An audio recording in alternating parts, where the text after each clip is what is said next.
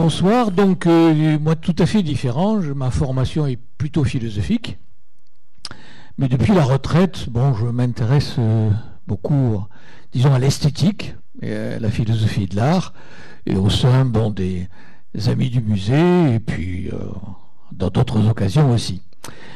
Alors, d'abord, je voudrais dédier un petit peu cette prise de parole, bon, à Jean Barrault, que je connaissais bien, et qui m'avait contacté effectivement pour intervenir. Et bon, je regrette beaucoup effectivement qu'il ne soit pas là. Donc sur le jeu, alors, sur la question de la représentation et de l'art et du jeu, on pourrait y passer toute l'année, quoi. Donc volontairement, j'ai réduit, et réduit à la question, bon, de la représentation du jeu de cartes ou des jeux de cartes. Et si je l'ai intitulé le dessous des cartes, qui est devenu, bon, une expression quand on veut effectivement montrer qu'une activité ou quelque chose a du cachet derrière, on emploie cette expression. Eh bien, c'est autour justement de cette question-là que je voudrais faire quelques remarques, bon, plus ou moins rapides. Alors, d'abord, c'est vrai le fait que les jeux de cartes, sans faire une question historique, c'est vers la fin du XIVe siècle à peu près en Europe que les jeux de cartes ont été introduits, venant essentiellement d'Asie ou de l'Inde. Et donc elles s'introduisent en Europe sur des formes effectivement un petit peu différentes. Le jeu que nous connaissons, nous, en Europe, ce qu'on appelle le jeu de cartes français d'ailleurs, bon, on n'est pas le seul, mais c'est celui qui est le plus répandu. Alors ce jeu de cartes, il se trouve que entre, en gros, si vous voulez, le XVIe siècle et le début du XXe siècle, il y a eu énormément de représentations du jeu de cartes et des représentations picturales.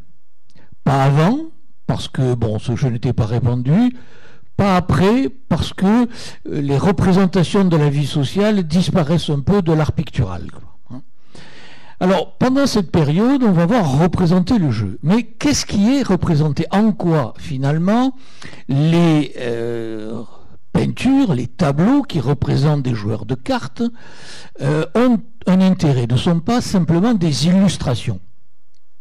Je partirai justement des remarques que Roger Caillois avait faites à propos du jeu. Bon, il voyait dans le jeu essentiellement, pas uniquement, mais essentiellement un effet de sociabilité. Le jeu permet effectivement les relations, et pas simplement chez les enfants, mais aussi chez les adultes. Le problème, c'est que quel type de sociabilité? Et ce qui est intéressant, c'est que dans les représentations de jeux de cartes, on va voir une extrême ambivalence de cette sociabilité. Parce que c'est aussi la sociabilité, mais c'est aussi le conflit, voire la violence, qui apparaît dans ces représentations. Alors, on pourrait dire la violence, oui, dès que au jeu de cartes sont associés le jeu d'argent, bien sûr. Mais pas simplement, parce qu'il en va aussi dans le jeu de cartes d'une compétition, et souvent de compétition symbolique.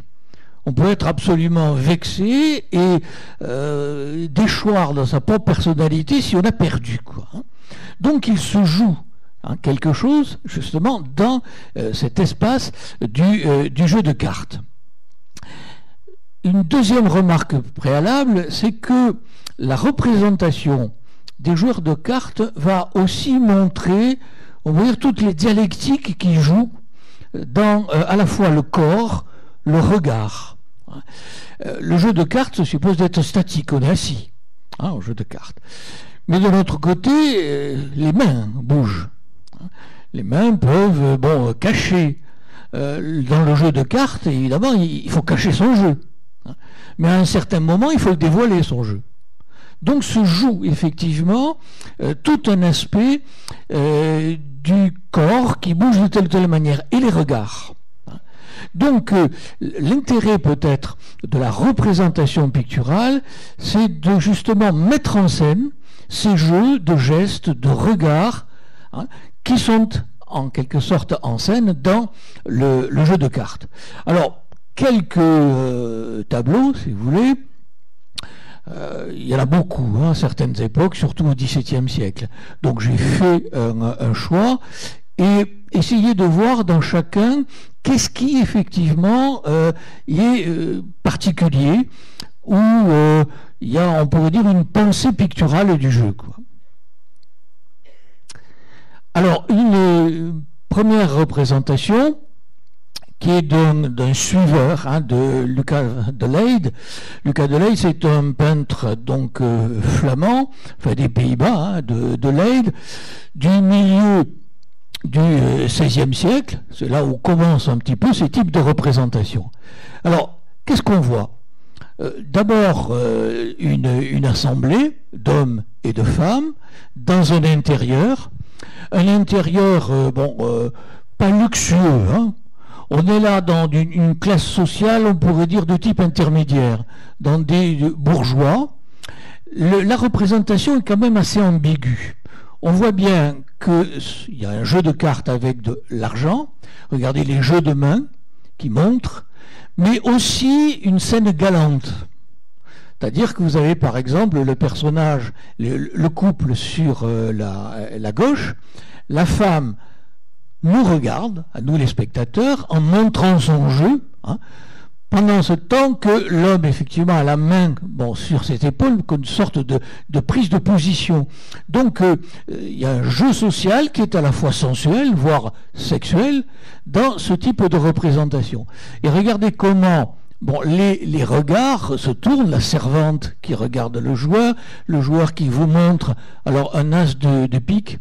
Vous verrez que l'as de pique apparaît très très souvent dans ces représentations.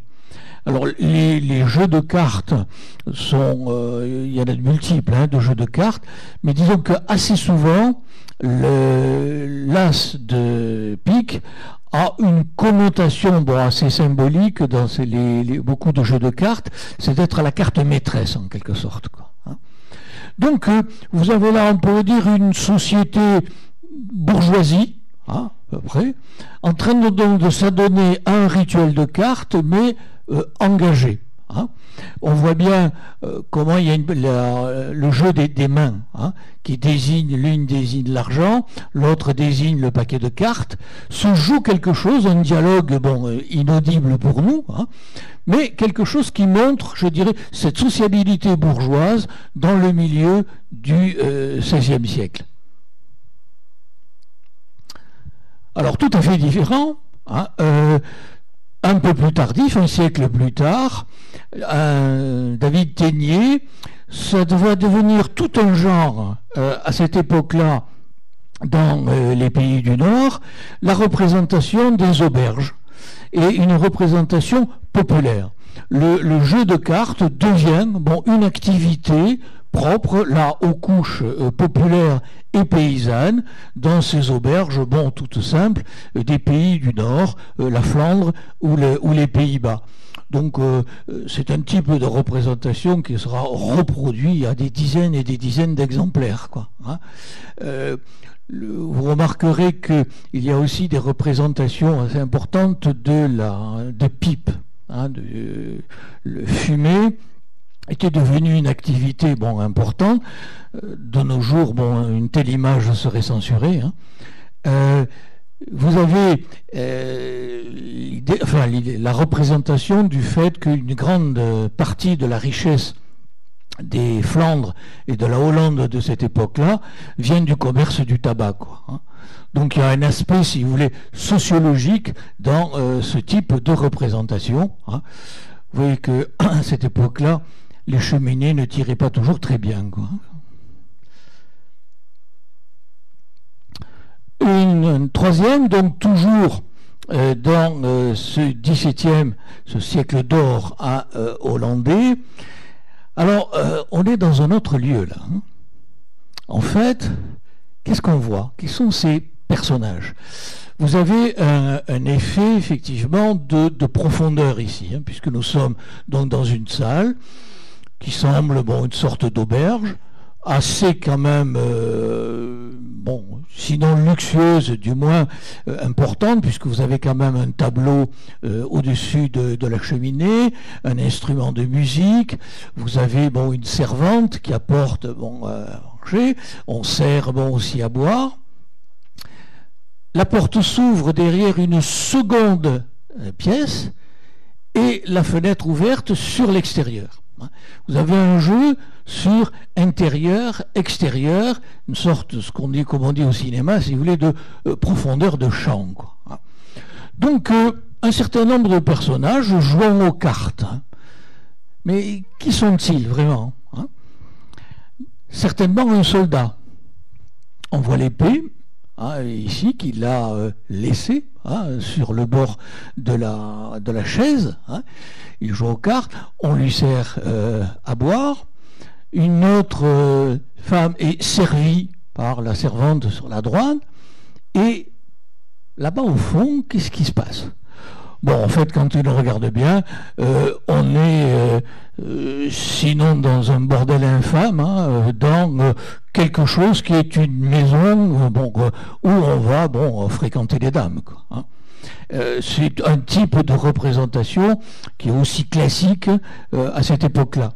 Avec toute l'ambivalence, est-ce que c'est là pour dénoncer le vice ou au contraire pour en montrer peut-être les jouissances? Tout est effectivement dans cette ambivalence de ce type de peinture.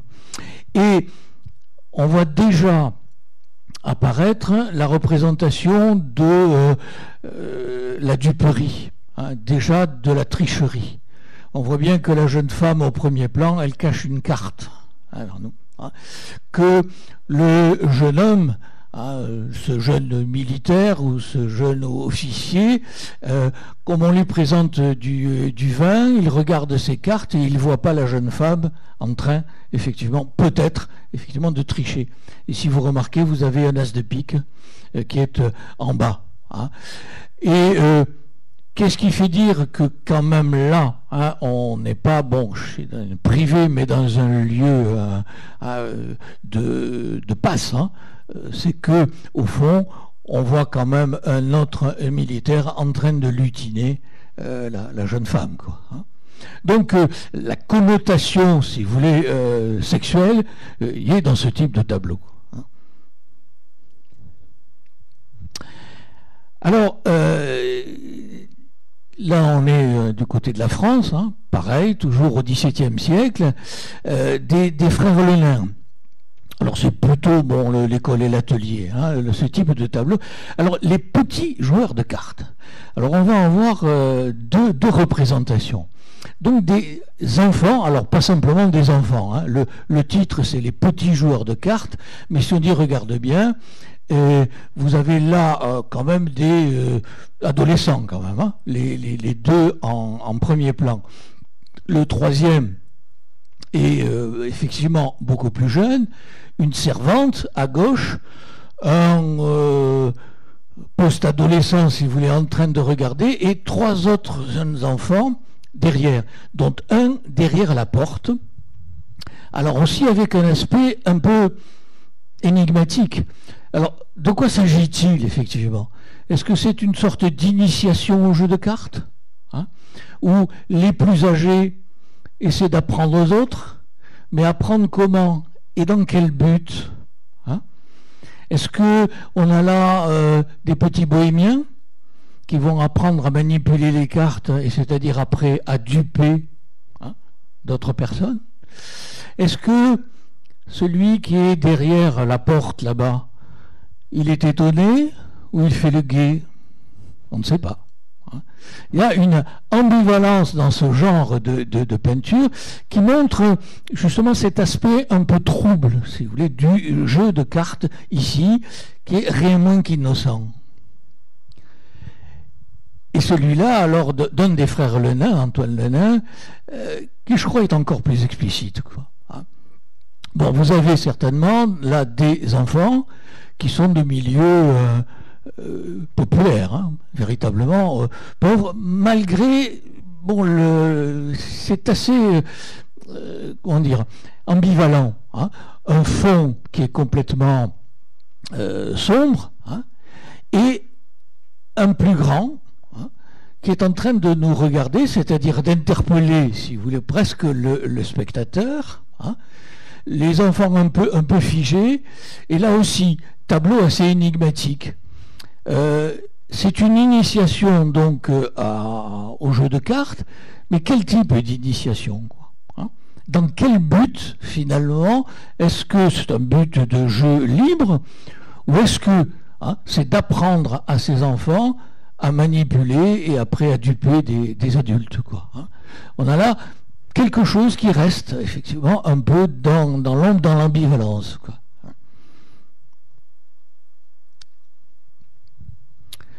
Alors, toujours le dernier, des frères Lenain, enfin, c'est une attribution, hein, on n'en est pas sûr, quoi.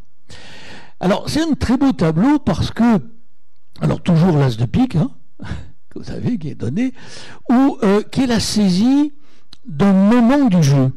Hein, c'est-à-dire le moment où un joueur dévoile son jeu. Hein, et vous avez tout un travail sur, on pourrait dire, l'expression psychologique de quelque chose qui est en train de se passer, quoi. On a pu dire aussi qu'on avait là le thème des 3 âges de la vie, hein. Jeunesse à droite, adulte à gauche et vieillesse au centre. Oui, hein, c'est possible. C'est un thème classique aussi dans la peinture du XVIIe et XVIIIe siècle, même dès la Renaissance, de représenter les âges de la vie, quoi, hein. Donc, ce moment-là, c'est celui où tout à coup, le jeune ici qui doit être un jeune des soldats, hein, il a une sorte d'armure d'ailleurs qu'il porte, et c'est le moment où il a l'étonnement quand il découvre finalement le jeu de l'autre, quoi, hein. Et l'autre qui sort sa carte effectivement maîtresse. Donc il y a un jeu, si vous voulez, des regards où le spectateur est d'ailleurs impliqué, puisque le joueur de gauche est en train de nous faire en quelque sorte entrer dans le tableau. Alors voilà un premier lot, si vous voulez, de représentation qui montre déjà toute l'ambiguïté du jeu de cartes. Hein, une sociabilité, mais une sociabilité qui est diverse, qui est multiple, quoi, hein. Et puis, il y a le fait que le jeu de cartes peut déboucher sur la violence, sur l'agressivité. Hein. Cette idée d'un jeu qui est justement totalement créatif, qui est favorable justement aux relations sociales, il y a son envers, hein, il y a son dessous qui au contraire peut-être peut provoquer l'hostilité, qui peut provoquer la rupture. Alors quelques représentations là aussi. Alors celle-là de Bruegel l'Ancien et de Rubens. Alors pourquoi 2 peintres? Il y a eu toute une époque justement au début du XVIIe siècle où vous avez des peintres qui ont volontairement collaboré, hein. Les uns faisaient par exemple Bruegel l'Ancien surtout les paysages, hein, et Rubens faisant les personnages, les têtes, hein. Un peu de travail de collaboration, un travail d'atelier, et ce genre de peinture d'ailleurs avait beaucoup de succès, hein, de type à cette époque-là. Donc qu'est-ce qu'on voit ici? Des paysans se battant à propos d'une partie de cartes, quoi. Ça veut dire que la partie de cartes, elle peut souvent mal finir. Et donc là, on voit un combat on est dans le milieu des paysans, quoi, hein, où ce qui est mis à l'avant, c'est la brutalité du conflit. Et alors, c'est clair, dans la dimension des personnages, vous en avez un des joueurs qui est même armé d'un fléau pour battre le blé, et qui bat là le dos de l'un. Celui qui est en rouge allait emprunter une fourche pour aller embrancher l'autre.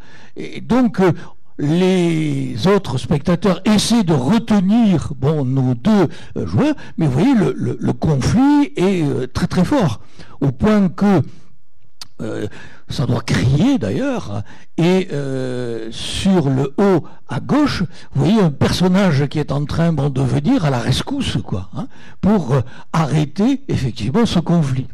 Donc le banc sur lequel il devait jouer a été renversé, les cartes sont au sol. Bon, vous avez là toute une description de la violence même de ce jeu, avec certainement une connotation morale. Hein. Très souvent, cette peinture de pays du Nord, de Flandre et de Hollande, avait une vocation de type moral, hein, mais avec une ambiguïté, hein, toujours, puisque vous dénoncez la violence, mais en la montrant, quoi. Hein.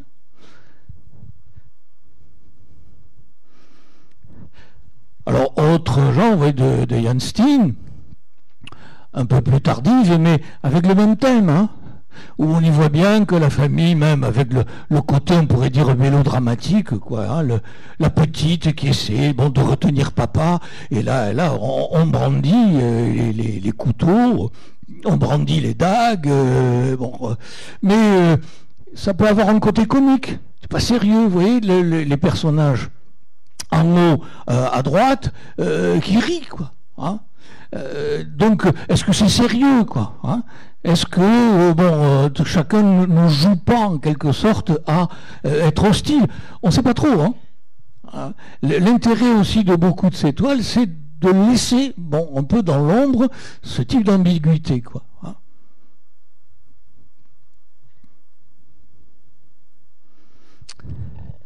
Alors, plus allégorique, si vous voulez, ou plus symbolique, cette gravure, hein, de Hans Holbein, la danse macabre, le joueur est emporté en enfer. Alors, comme dans toutes les productions d'estampes, vous savez, l'intérêt de l'estampe, que ce soit sur bois, sur cuivre ou autre, ça a été de diffuser des images, hein. Il faut savoir, nous, à notre époque, évidemment, la reproduction numérique fait qu'on est inondé d'images. Il faut savoir que jusque au XVIIe, XVIIIe siècle, les peintures ne sont accessibles qu'à un public extrêmement restreint. Il n'existe pas de musée, il n'existe pas de galerie. Les œuvres sont achetées par des commanditaires privés. Les seules œuvres visibles par le public sont dans les églises, hein, mais ça c'est les catholiques, mais pas les protestants, quoi, hein. Donc les œuvres sont peu vues. Alors qu'est-ce qui permet finalement de diffuser une image de peinture? C'est l'estampe. L'estampe qui va donc être, la gravure, hein, être imprimée en beaucoup d'exemplaires et donc pouvoir rentrer dans des foyers. Donc quand des œuvres ont une grande portée, elles sont tirées, hein, justement sous forme d'estampes, ou sur bois ou sur cuivre. Et donc vous avez là à gauche la première version, si vous voulez, de l'estampe de la danse macabre, et là une version ultérieure. Alors ce qui est intéressant, c'est, je cherche le texte, parce que l'estampe est accompagnée de texte, hein. Ici, c'est le texte de l'évangile de Matthieu. Quel est l'intérêt d'un homme s'il gagne le monde entier, mais s'il perd sa propre âme? Voilà, on perd son âme finalement au jeu. Donc la connotation, si vous voulez, morale, on sent effectivement là derrière toute cette morale qui est en train de se développer, qui amènera finalement aussi à la rigueur protestante dans ce monde-là, hein. Mais d'un point de vue, si on voulait étendre un peu le commentaire, c'est la reprise d'un thème médiéval qui était le thème de la danse macabre, hein. Ce thème de la danse macabre qu'on voyait dans des tableaux, dans des fresques, où on voyait la mort qui accompagnait un cortège, hein, de jeunes gens, de jeunes femmes, et sous forme d'une danse. Mais danse macabre, c'était l'idée que, effectivement, même les plaisirs nous mènent à la mort et que, quels que soient les plaisirs, on va mourir.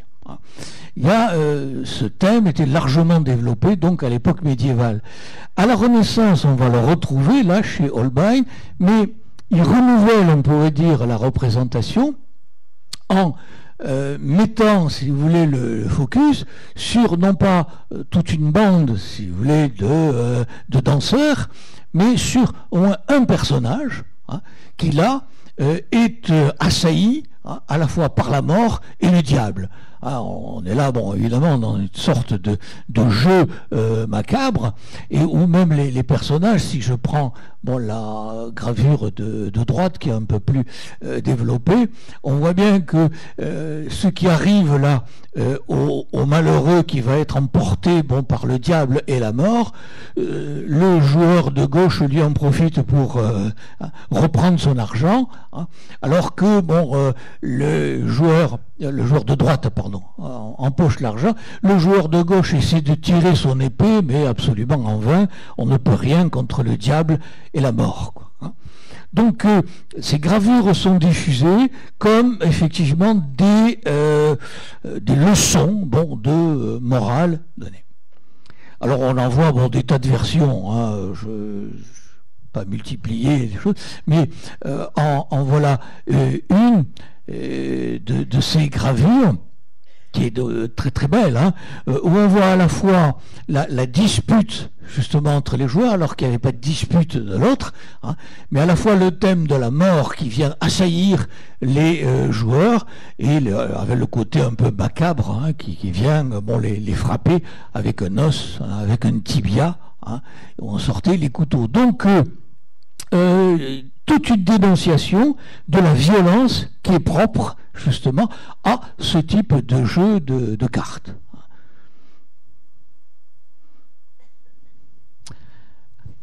Alors évidemment le thème des tricheurs, et le jeu de cartes ne va pas sans tricheur. Alors là aussi c'est quand même tricher au jeu, ça fait partie du jeu. Pourquoi ?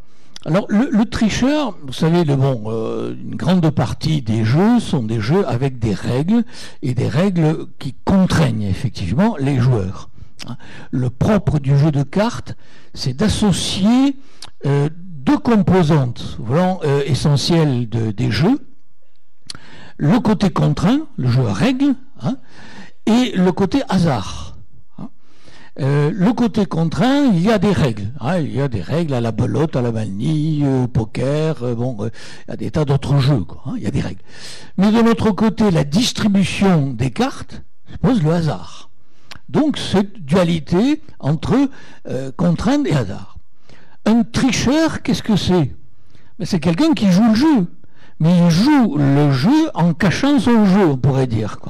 C'est-à-dire, c'est celui qui détourne la règle, mais en faisant semblant de l'accomplir.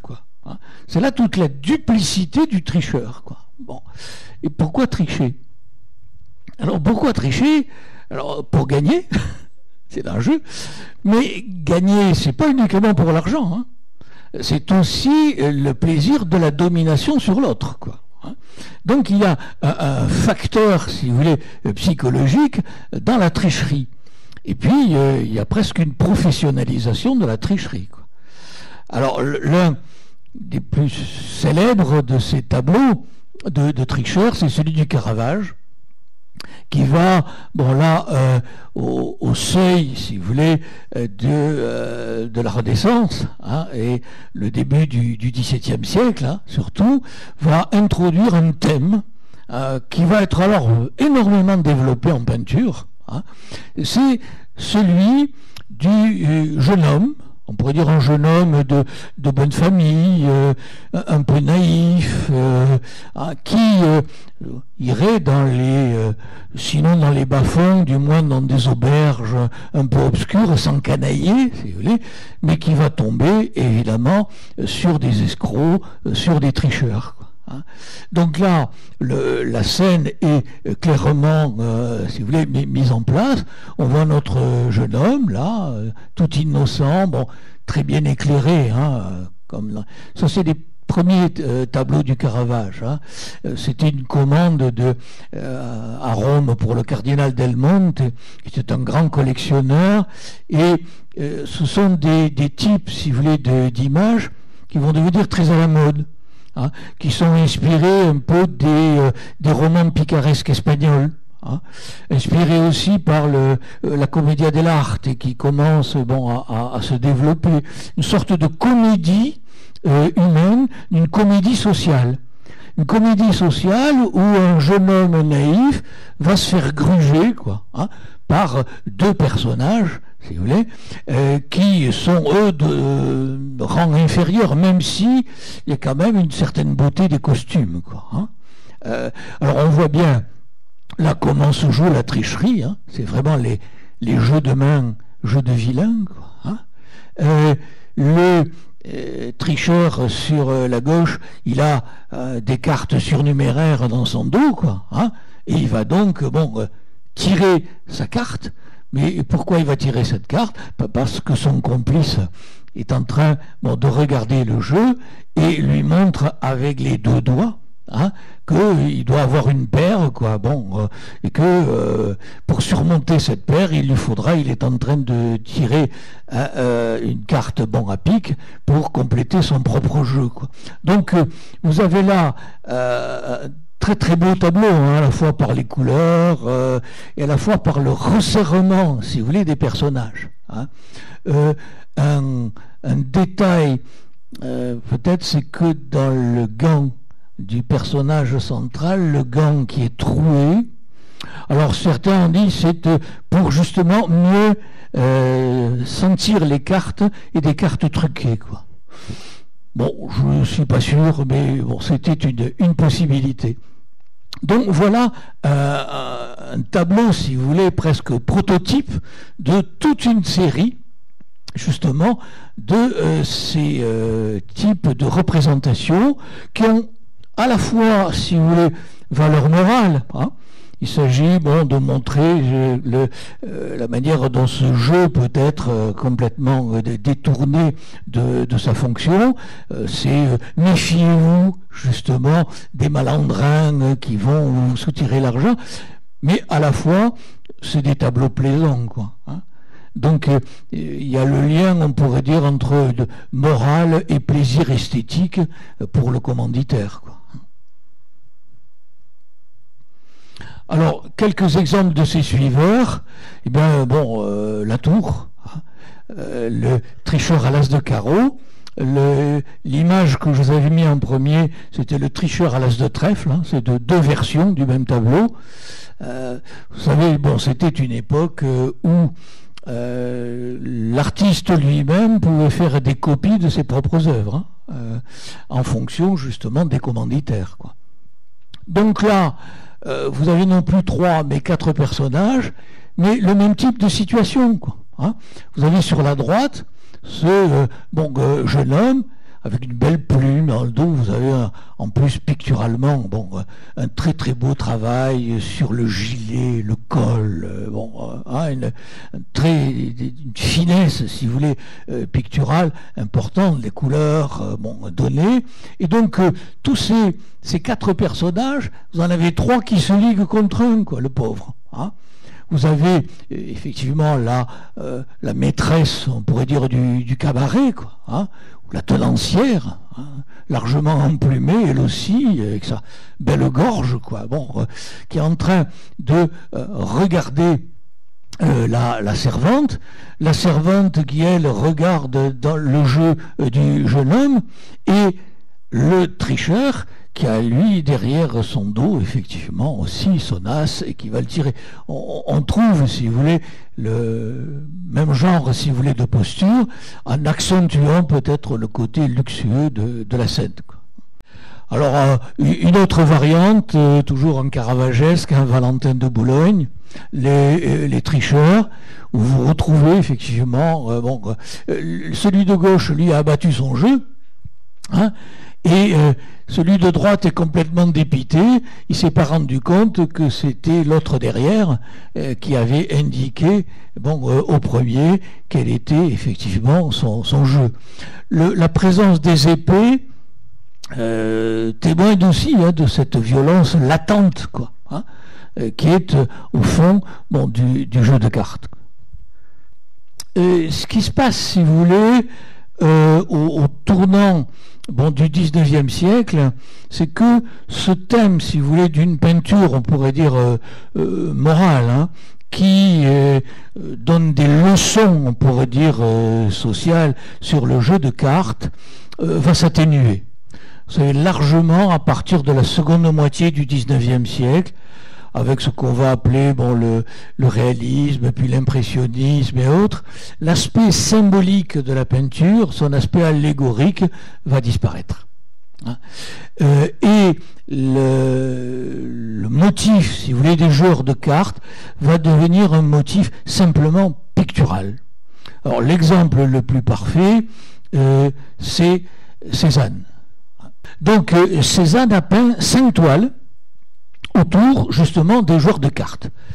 Ça c'est le premier, où on voit Cézanne reprenant en gros, si vous voulez, la structure, si vous voulez, des joueurs de cartes traditionnels. Mais il enlève toute caractéristique morale. Ce qui va l'intéresser, et on a là des paysans, vraisemblablement ce sont les paysans qui sont attachés aux masses qui appartenait au père de Cézanne, le Jas de Buffon. Donc, alors certains critiques ont reconnu dans l'homme de droite là un des jardiniers du Jas de Buffon, dont on connaît des portraits faits par Cézanne. Donc, ce qui va intéresser Cézanne là, et c'est important, c'est le pur aspect plastique, la statique. Cézanne géométrise le tableau. Vous avez ce premier plan qui est cette table, très rectiligne, avec le tiroir qu'on ouvre, les deux joueurs de chaque côté, un troisième au fond, et il met encore des spectateurs. Il met en place comme des grandes masses physiques. Mais il n'y a aucune psychologie dans ce tableau. Il n'y en a pas. On a au contraire un travail sur la forme. Je dirais sur la staticité, si ça existe, quoi. Justement des personnages. Et vous voyez l'évolution, une deuxième version, qui est au Métropolitain, où là, il enlève, si vous voulez. Il faut enlever, ce qui est peut-être en trop. Donc il ne reste plus que les 3 joueurs et encore un observateur, quoi. Et où l'aspect de masse, si vous voulez, de pesanteur, d'immobilité, de statique, apparaît encore plus.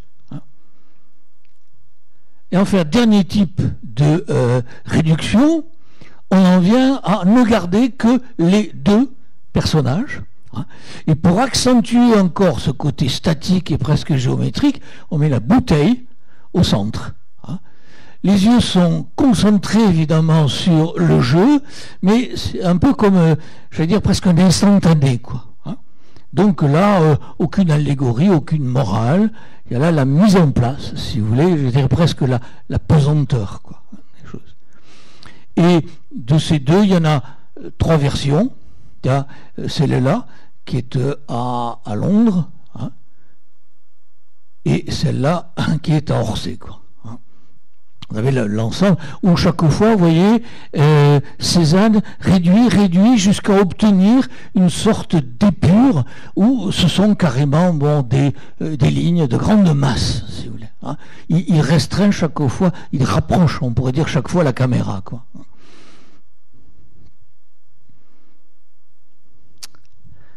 Et enfin une dernière, puisque ce motif du jeu de cartes disparaît de l'histoire de la peinture, si mes connaissances sont bonnes, mais enfin j'ai pu peut-être en oublier, à une exception près, celle d'Autodix. Et Autodix, vous savez, c'est ce peintre allemand, on a classé dans l'expressionnisme, qui a connu la guerre de 14, qui a été soldat, et qui est revenu, bon, avec cette vision des horreurs hein, dans les tranchées, des corps mutilés, des explosions. Il y a des estampes d'autodix sur des cadavres, les combats qui sont d'un réalisme et d'une force, bon, terrible. Et là, qu'est-ce qu'il nous représente? Eh bien, 3 anciens soldats de 14, et alors là, bon, totalement mutilés. Ils n'ont plus de jambes. Oui, les jambes sont devenues des moignons avec comment dire, une sorte de tronc de bois hein, qui remplace la jambe. Hein. Celui de gauche, il n'a même plus de bras droit. Hein. Il tient ses cartes avec sa jambe. C'est son pied. Hein, qui tient quoi. Hein. La gueule est complètement cassée. Vous voyez comment il y a l'oreille, c'est un tuyau qui passe et qui est sur le bord, une sorte de cornet acoustique sur le bord. Quoi. Hein. Celui de droite n'a plus de mâchoire, c'est un morceau d'acier. Quoi. Hein. Il n'a plus de nez. Vraiment, bon, c'est les gueules cassées. Il n'y a pas que les gueules qui sont cassées, tout est cassé là-dedans. Quoi. Hein. Il y a donc sorte d'univers où les moignons, si vous voulez, rejoignent les pieds des chaises ou de la table, quoi. Hein. On a des sortes de marionnettes horribles hein, qui affublent des cartes, quoi. Hein. Et qu'est-ce qu'il y a là derrière, quoi? Sinon, le fait que, je crois, l'idée, hein, on pourrait dire dans ce tableau, c'est que le jeu ne fait pas oublier la guerre, quoi. Hein. Il y a cette sorte de distorsion totale entre le monde de la guerre, qui est le monde de la mutilation, le monde de l'horreur, le jeu qui est cette idée de est-ce qu'on va pouvoir s'évader de ça hein est-ce qu'on va pouvoir oublier la guerre? Mais bon, je veux dire, l'oubli impossible des horreurs. Quoi. Hein. Alors pour finir, quand même, j'ai pas résisté à quelque chose. Quoi. C'est que au cinéma, il y a eu une scène célèbre dans le Marius du cinéaste Corda, parce que je vois un film de Marcel Pagnol. Oui, mais c'est pas un film de Marcel Pagnol, hein. C'est un film d'Alexandre Corda et Marcel Pagnol. Quoi, hein. Mais bon, comme c'est Pagnol qui est célèbre et beaucoup moins Alexandre Corda. Et il y a dans Marius une scène célèbre.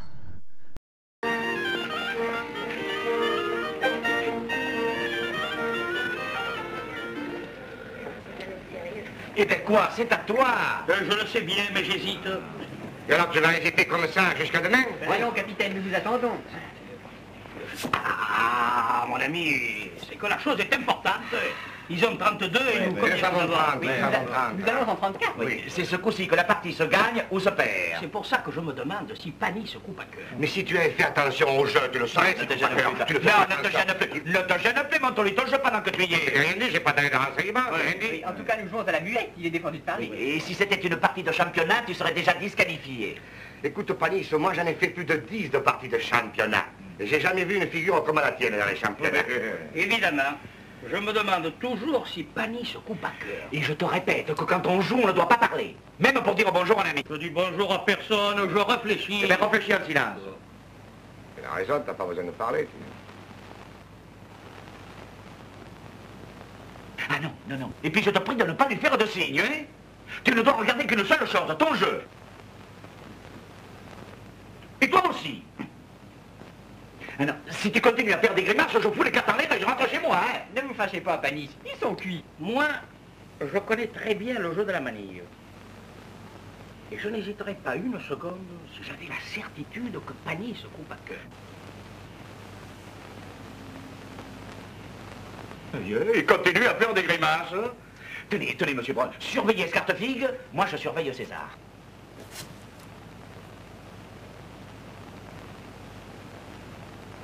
Comment tu me surveilles comme si j'étais un tricheur?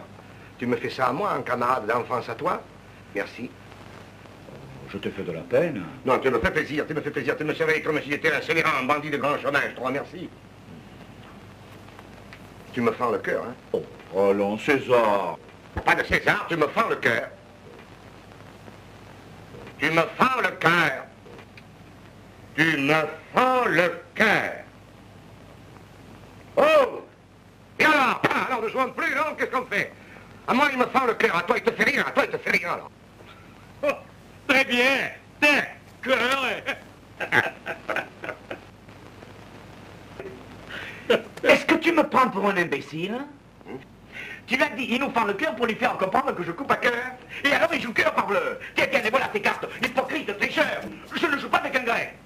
Pas plus que tu, ça. Faut pas m'y prendre par un autre. Si on maître Paris, si c'est pas ton fils par Magenta. Tu me fends le cœur. Je peux pas ressortir là, alors. Tu me fends le cœur. Il n'a pas l'air content. Ah non, cette fois, je crois qu'il est fâché pour de bon. Mais attends, monsieur Brun, voilà. Il a eu tort de se fâcher, mais vous avez eu tort de tricher. Écoutez, monsieur Brun, si on ne peut pas tricher entre amis, c'est pas la peine de jouer aux cartes. Alors, Ouais, et surtout que c'était bien trouvé, ce que tu as dit. Non, mais là, ça, le caractère, il a un caractère impossible. Non. Voilà, je vous remercie.